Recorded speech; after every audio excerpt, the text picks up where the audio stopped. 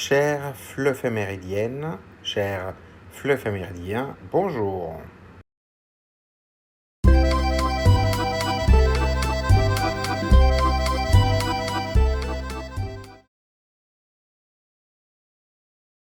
La Journée internationale du brownie met à l'honneur l'un des desserts américains les plus célèbres. Carré, fondant, parfois croquant, il est devenu un symbole de gourmandise dans de nombreux pays. Cette journée célèbre autant la pâtisserie que les moments de partage qui l'accompagnent. Voie F, destination sentier tracé. Attention au départ.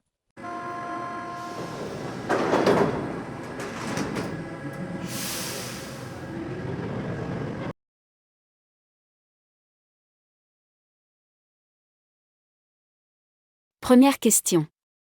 Aimez-vous les brownies? Les préférez-vous chauds ou froids? Au chocolat noir, au lait ou blanc? Les apprenants peuvent dire s'ils aiment les brownies pour leur goût chocolaté, leur texture fondante ou l'odeur qui sort du four. Certains préfèrent un brownie chaud, d'autres froid. Chacun peut préciser son chocolat favori. Noir pour un goût plus fort, au lait pour un goût plus doux ou blanc pour changer un peu.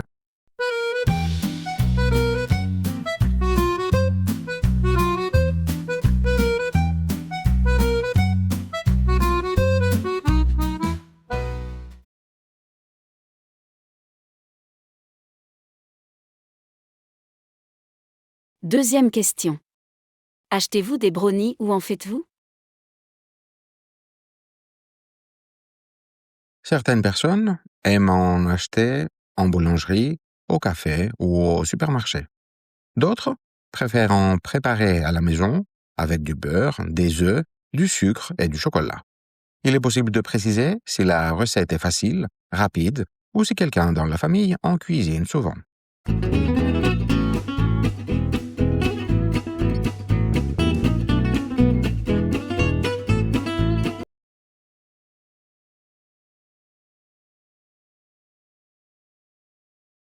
Troisième question.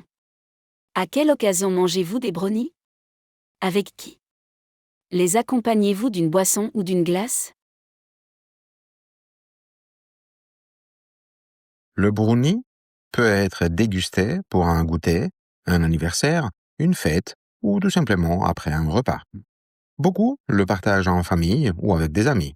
Certains aiment l'accompagner de glace à la vanille, d'un verre de lait, d'un café ou d'un thé.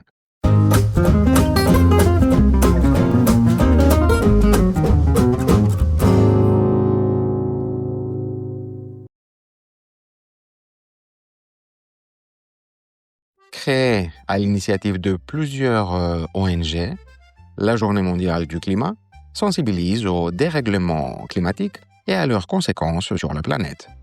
Elle rappelle l'importance de comprendre les causes du réchauffement, d'observer ses effets sur les écosystèmes et sur les populations et d'identifier les actions possibles à différentes échelles. Cette journée invite chacun à réfléchir à ses habitudes et à l'avenir face à l'urgence environnementale. Voie L, destination terrain conquis. Attention au départ.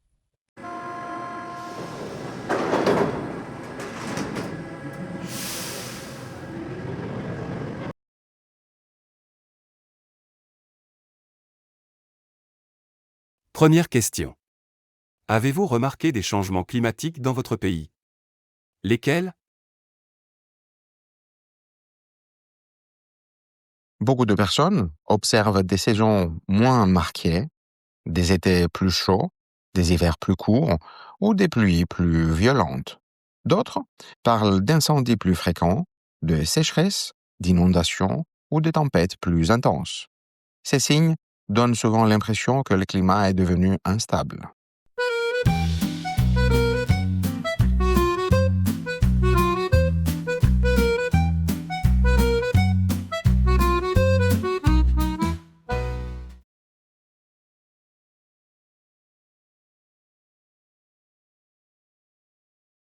Deuxième question. Quels sont les effets du réchauffement climatique sur la faune et la flore?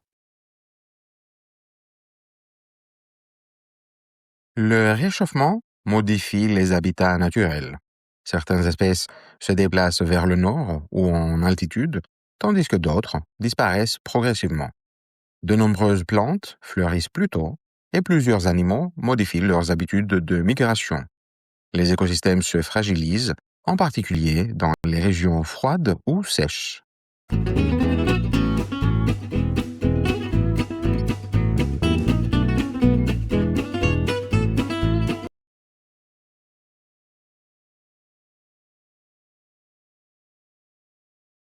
Troisième question. Êtes-vous optimiste ou pessimiste pour l'avenir de la planète? On peut expliquer si l'on pense que les efforts actuels seront suffisants ou non. Certaines personnes espèrent que les technologies vertes, les décisions politiques et les changements de comportement permettront d'éviter le pire. D'autres personnes sont inquiètes et estiment que les actions sont trop lentes. Le sentiment personnel dépend souvent de ce que l'on voit autour de soi et de ce que l'on attend des générations futures.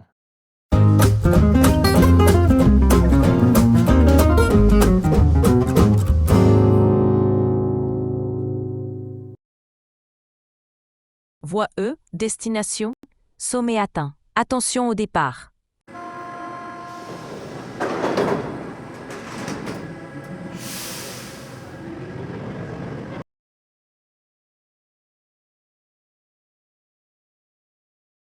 Première question. Quels sont les enjeux climatiques pour votre pays? Selon les régions, les défis peuvent être très différents, comme la montée des eaux, les sécheresses, les incendies, la perte de biodiversité, les impacts sur l'agriculture, la santé publique ou les infrastructures. Les enjeux économiques et sociaux sont tout aussi importants, avec l'adaptation des villes, la protection des populations vulnérables, la transition énergétique ou encore le financement des mesures climatiques.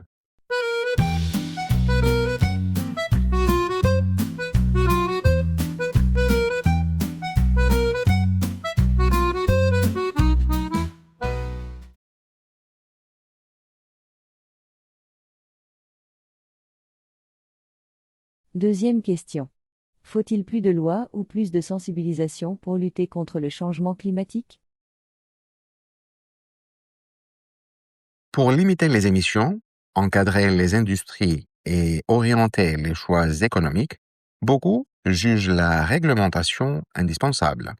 D'autres voix mettent l'accent sur la sensibilisation et l'éducation, considérées comme les moteurs d'un changement durable, puisque la transition implique une évolution des mentalités et des habitudes quotidiennes. La réponse combine souvent ces deux aspects en associant des règles communes à une responsabilité individuelle.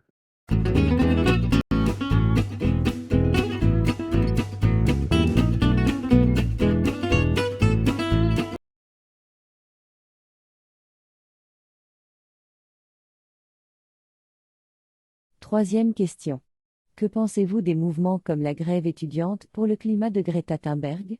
Reflètent-ils une véritable prise de conscience ou sont-ils surtout médiatiques? Ces mouvements ont donné la parole à une génération inquiète pour l'avenir et ont mis la pression sur les gouvernements. Pour certains, il s'agit d'un engagement sincère et d'une mobilisation nécessaire, tandis que pour d'autres, l'effet médiatique dépasse parfois l'impact concret. Ils ont néanmoins contribué à placer l'urgence climatique au cœur du débat public, ce qui représente un changement culturel majeur.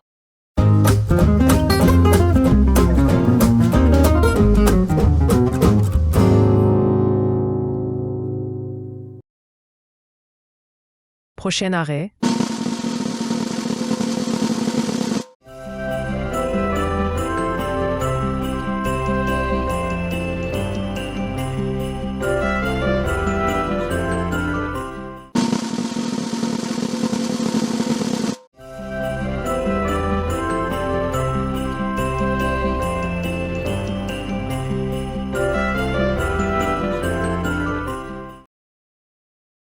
Merci d'avoir regardé cette vidéo.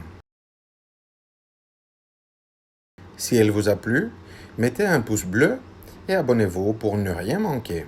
N'hésitez pas à la partager si vous la trouvez utile et à laisser un commentaire pour donner votre avis.